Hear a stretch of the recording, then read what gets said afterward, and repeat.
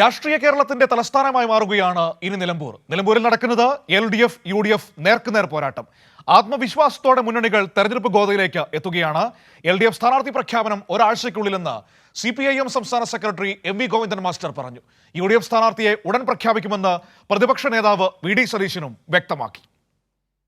ഇടതുമുന്നണിയെ വഞ്ചിച്ച് UDF ചേരിയിലെത്തിയ PV Anwar രാജിവെച്ചതിനെ തുടർന്ന് ഉണ്ടായ ഉപതെരഞ്ഞെടുപ്പ് LDFിനെ സംബന്ധിച്ച് നിലമ്പൂരിലേത് അഭിമാന പോരാട്ടം. ചിട്ടയായ പ്രവർത്തനത്തിലൂടെ മണ്ഡലം നിലനിർത്തുമെന്ന ആത്മവിശ്വാസവും പിണറായി സർക്കാരിന്റെ പ്രവർത്തന മികവുമാണ് ഇടതുമുന്നണിയുടെ കൈമുതൽ.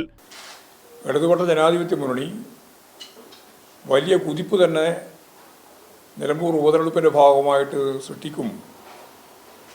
വൻ വിജയത്തോടുകൂടി ഇടതുപക്ഷ ജനാധിപത്യ മുന്നണിക്ക് മുന്നേറാൻ കഴിയും എന്ന് തന്നെയാണ് തിരഞ്ഞെടുപ്പുമായിട്ട് ബന്ധപ്പെട്ട് ഞങ്ങൾ പ്രതീക്ഷിക്കുന്നത്.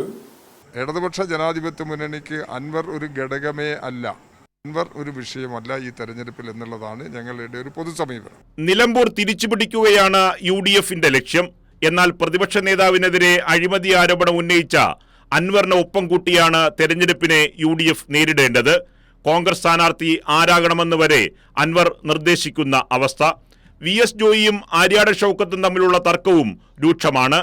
അതേസമയം UDF സ്ഥാനാർത്ഥിയെ ഉടൻ പ്രഖ്യാപിക്കുമെന്ന് പ്രതിപക്ഷ നേതാവ് VD സതീശൻ പറഞ്ഞു. സ്ഥാനാർത്ഥി പ്രഖ്യാപനം ഇന്ന് ഞായറാഴ്ച ഒരു പ്രശ്നം മാത്രമേ ഉള്ളൂ. സാധാരണ നമ്മൾ 24 മണിക്കൂറിനാണ് സ്ഥാനാർത്ഥിയെ പ്രഖ്യാപിക്കണം. അതിന് യാതൊരു വിധത്തിലുള്ള കാലതാമസം ഉണ്ടാവില്ല. അതേസമയം LDF UDF നേർക്കുനേർ പോരാട്ടം നടക്കുന്ന നിലമ്പൂരിൽ NDA മികച്ച സ്ഥാനാർത്ഥിയെ പരീക്ഷിക്കുമെന്ന് BJPയും പ്രഖ്യാപിച്ചിട്ടുണ്ട്.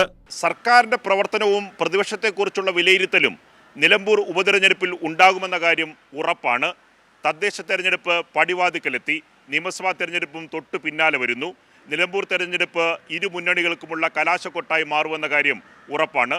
നിർമ്മൽ ചക്രവർത്തി, കൈരളി ന്യൂസ്, തിരുവനന്തപുരം.